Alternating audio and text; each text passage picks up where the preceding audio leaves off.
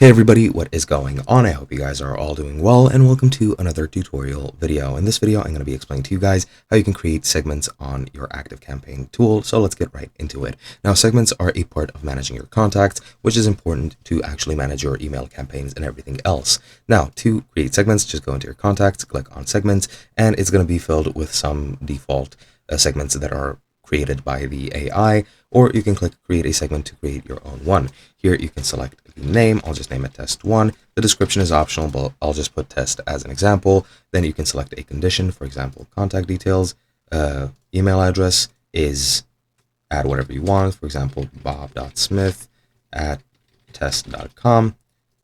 And then you can select a segment to use its conditions if you want to. However, you do not need to. Now, this is pretty much the segment. So once we've done that, you can just click on save. And once we save it, as you can see, we have our segment over here. And yeah, you can use it for whatever you need in the future. And as you can see, total contacts is 1 because I've added the Bob Smith guy. And now you can edit it, or you can delete it from here. You can delete the default ones as well. If I click edit, it's just going to take me to this here page again. And yeah, that is basically all you need to know about creating your own segments. It is pretty simple. So that is pretty much it.